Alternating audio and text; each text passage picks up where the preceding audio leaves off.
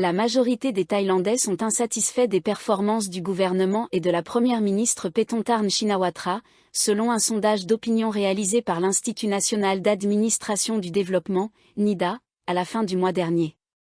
L'enquête révèle que 34,58% des répondants se disent plutôt insatisfaits du travail du gouvernement, tandis que 20,00% ne sont pas du tout satisfaits. À l'inverse, 32,60% déclarent être assez satisfaits et 12,82% se disent très satisfaits. Interrogés sur les performances de la première ministre, qui a pris ses fonctions il y a 6 mois, 13,36% des sondés se disent très satisfaits de son travail, 31,76% sont assez satisfaits, 32,60% sont plutôt insatisfaits et 22,28% sont totalement insatisfaits. Concernant leur confiance dans la capacité du gouvernement à résoudre les problèmes nationaux, 36,41% déclarent avoir peu de confiance, 26,26% n'ont aucune confiance, 25,04% se disent assez confiants et 12,29% sont très confiants. L'Institut a également interrogé les répondants sur les performances des différents ministères, et la majorité d'entre eux ont exprimé leur mécontentement quant à leur travail. Le sondage a été réalisé auprès de 1310 personnes à travers tout le pays, du 24 au 26 février. Les 40 Ouïghours rapatriés en Chine après une détention de plus de 10 ans en Thaïlande sont sains et saufs, et certains ont déjà retrouvé leur famille, a déclaré le gouvernement samedi. Cette affirmation repose sur des mises à jour reçues de la délégation thaïlandaise qui a accompagné les migrants illégaux en Chine. Parmi les délégués figurait Chatcheban Chuad, secrétaire général du Conseil national de sécurité, NSC, le général de police Krebun Suadsom, chef adjoint de la police nationale, ainsi que des responsables thaïlandais de l'ambassade de Thaïlande à Pékin, a indiqué le porte-parole du gouvernement, Jireyu Sub. Les responsables se sont rendus au Xinjiang avec les 40 Ouïghours pour s'assurer qu'ils rentrent chez eux en toute sécurité et retrouvent leur famille, a précisé le porte-parole, citant les rapports transmis à la première ministre Paetongtarn Shinawatra par la délégation thaïlandaise en Chine. Les responsables devraient revoir ces Ouïghours d'ici 15 jours à 1 mois, conformément à l'accord conclu entre la Thaïlande et la Chine dans le cadre du programme de rapatriement intitulé « Mission possible de 11 ans », a-t-il ajouté. Selon le dernier rapport de la délégation, le groupe est arrivé dans la ville de Kashi, située dans la préfecture de Kashgar, au sud du Xinjiang, à proximité des villes natales de certains migrants désignés comme le « premier groupe ». Leur ville natale se trouve dans un rayon de 140 km du centre-ville de Kashi, tandis que celles du « second groupe » sont également situées au Xinjiang, mais à plus de 1000 km de Kashi, précise le rapport. Dans une précédente mise à jour reçue vendredi à 14h, M. Chatche a indiqué que lui et les autres délégués étaient arrivés dans le sous-district de Kiasa, à environ 140 km du centre de Kashi, où plusieurs des 40 Ouïghours avaient retrouvé leur famille. Certains d'entre eux, parlant thaï, ont exprimé leur gratitude envers le gouvernement thaïlandais pour ses efforts au cours des 10 dernières années, a rapporté M. Chatche. Plus tard, à 15h le même jour, la délégation a visité l'hôpital du sous-district de Kiasa pour rencontrer certains Ouïghours pris en charge par une équipe médicale, a ajouté M. Chatche.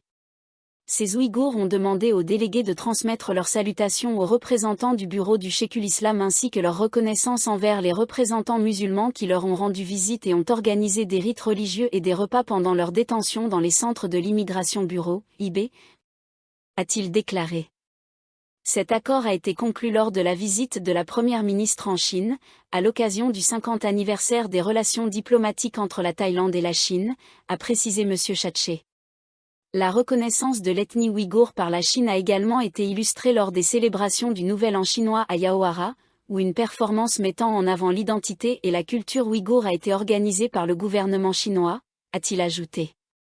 Avant leur départ, des vidéos de leur famille, filmées dans leur ville natale, leur ont été montrées afin de leur donner un aperçu des améliorations apportées à leur lieu d'origine depuis leur départ, a-t-il poursuivi.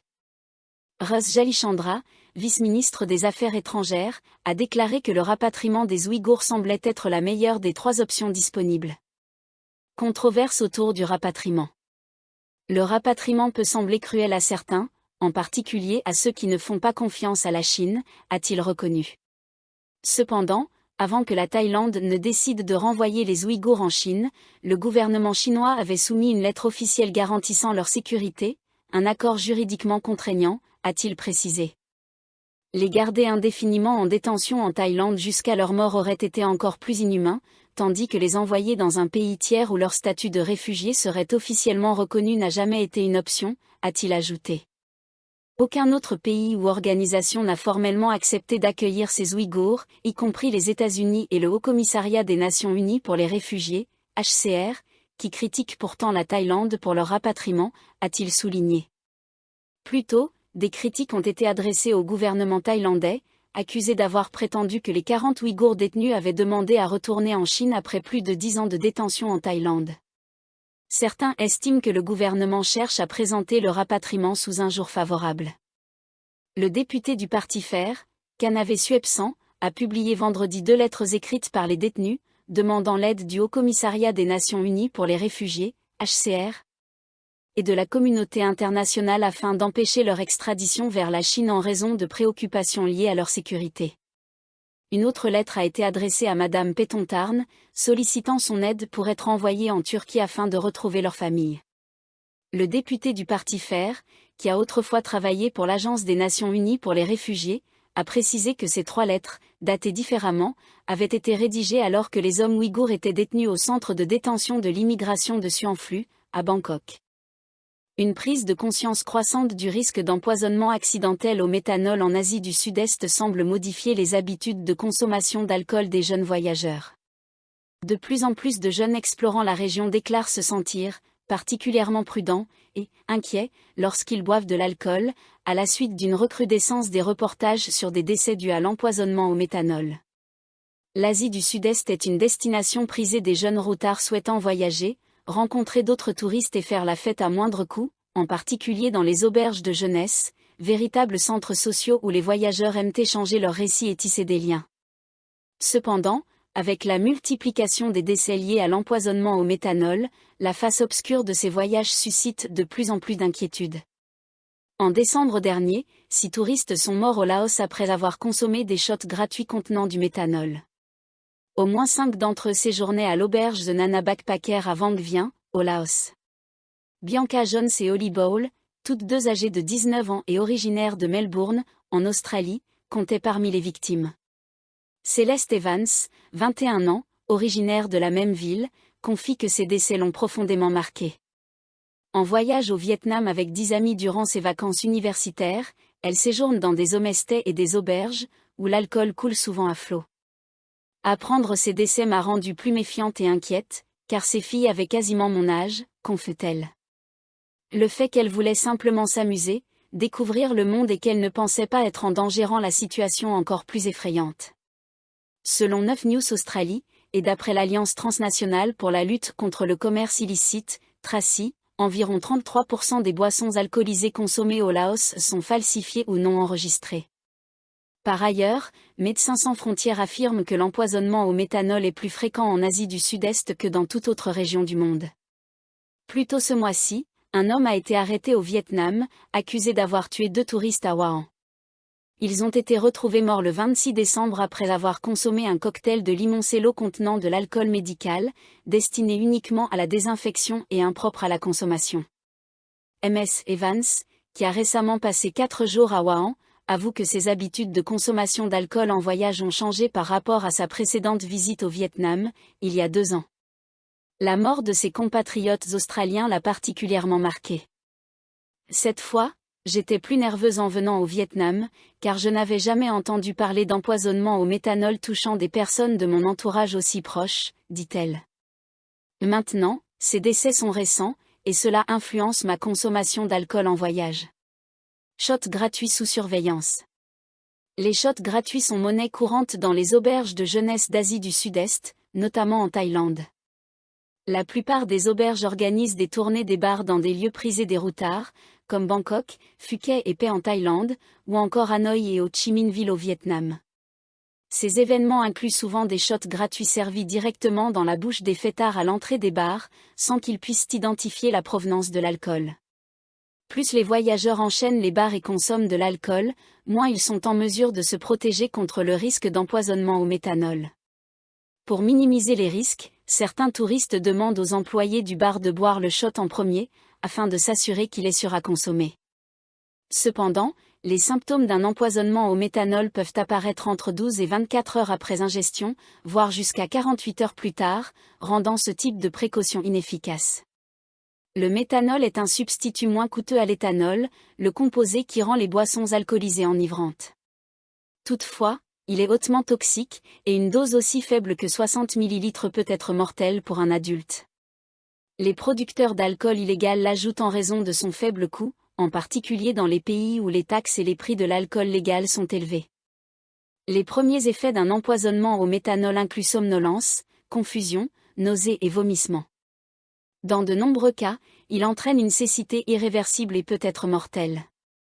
MS Evans, qui a participé à une tournée des bars à Ho Chi Minh Ville, assure qu'elle et ses amis ont continué à boire en voyage, mais en privilégiant des boissons en bouteille. Nous nous sommes limités à la bière et à l'alcool que nous avions achetés en duty-free à l'aéroport. Un signal d'alarme. Max Nikolowski, 19 ans, également originaire de Melbourne, a choisi de voyager seul en Asie du Sud-Est en raison de l'excellente infrastructure pour routard. Les auberges de jeunesse sont très sociales, elles ont toujours des bars et des happy hours qui conviennent aux voyageurs en solo, explique-t-il. En décembre, alors qu'il voyageait aux Philippines, il a appris la mort des jeunes Australiennes. Ça a été un signal d'alarme, confie-t-il. Avant ses décès, il buvait de l'alcool gratuit dans son auberge sans trop réfléchir à son origine. Ces tragédies ont amplifié la prise de conscience. En venant d'Australie, on a cette assurance implicite que tout ce qu'on boit est sûr, et soudain, j'ai réalisé que ce n'était pas garanti, dit-il. Comme MS Evans, il trouve que son récent voyage diffère de ses précédentes expériences de backpacking. Le risque a changé ma façon de voir le voyage et la fête, affirme-t-il. Il reconnaît que ce danger complique les interactions sociales. Il faut choisir entre être prudent ou être pleinement intégré dans la vie sociale des auberges, explique-t-il. On ne peut pas être totalement détendu, et ça freine l'expérience du voyage. Normalement, l'alcool sert de lien social, mais aujourd'hui, il y a une raison de ne pas boire. À Wuhan, Mr Nikolowski s'est retrouvé dans un bar qui offrait une bouteille de vodka gratuite de 300 ml à ceux qui achetaient un certain nombre de boissons. Les gens autour de moi étaient ravis, mais pour moi, c'était un énorme signal d'alerte, raconte-t-il. Rien ne garantit que c'est sûr. Si c'est gratuit, le bar n'a aucun intérêt à garantir la qualité. Pour éviter tout risque, il se limite désormais à la bière et choisit soigneusement où il boit. Phuket, en collaboration avec les consulats internationaux, intensifie ses contrôles d'immigration et sa répression des activités illégales à la suite d'une augmentation des crimes liés à la drogue et du nombre d'étrangers travaillant illégalement sur l'île. L'année dernière, 194 étrangers ont vu leur visa révoqué à Phuket, et 998 ont été expulsés pour des activités criminelles, principalement liées à la drogue ou au travail sans permis, a déclaré le colonel de police Kriankre Ariyeying, chef de la police de l'immigration de Phuket. Le bureau de l'immigration de la province organise désormais des réunions tous les 2 mois avec des représentants consulaires internationaux, a-t-il précisé. Les arrivants ne doivent pas faire l'objet de mandats d'arrêt ni figurer sur une liste noire, et ils doivent prouver qu'ils disposent de ressources financières suffisantes ainsi que d'un itinéraire de voyage clair, a ajouté le colonel Kriankre. Une fois sur l'île, des mesures renforcées permettent désormais de vérifier leur lieu de séjour et d'identifier toute tentative de travail illégal. Répression des guides touristiques illégaux. De nombreux étrangers ont été arrêtés à Phuket alors qu'ils travaillaient illégalement comme guides touristiques. S'ils enfreignent la loi, ils seront arrêtés et expulsés, a averti le colonel Kriankre. Les touristes doivent respecter la loi, sous peine d'arrestation et d'interdiction définitive d'entrer en Thaïlande. Le public est également encouragé à signaler toute activité criminelle suspecte impliquant des étrangers à Phuket, a-t-il ajouté. En janvier seulement, environ 800 000 touristes étrangers sont arrivés sur l'île, tandis que 36 000 étrangers y résidant avec un visa de longue durée, principalement pour gérer des affaires, étudier ou prendre leur retraite. Bien que le district de Muam soit le plus prisé des expatriés de longue durée, notamment des Russes, d'autres districts comptent également un grand nombre d'étrangers. En janvier, 4 étrangers ont été arrêtés à Phuket après que la police a découvert qu'ils s'étaient réfugiés en Thaïlande malgré des mandats d'arrêt internationaux, a déclaré le colonel Kriankre. Ce même mois, 34 visas touristiques ont été annulés pour non-respect de la loi. Applications mobiles et centres d'assistance pour les touristes. Les visiteurs sont encouragés à télécharger l'application mobile de la police touristique thaïlandaise, disponible en 6 langues, a indiqué le colonel Phisi Sawatawong, chef de la sous-division 2 de la division 3 de la police touristique. Grâce à cette application, les touristes en difficulté peuvent être rapidement localisés et secourus, a-t-il précisé. De plus, la police provinciale de Phuket a mis en place un centre d'assistance aux touristes, a ajouté le colonel Phisi, précisant que la majorité des interventions concernent des accidents de la route.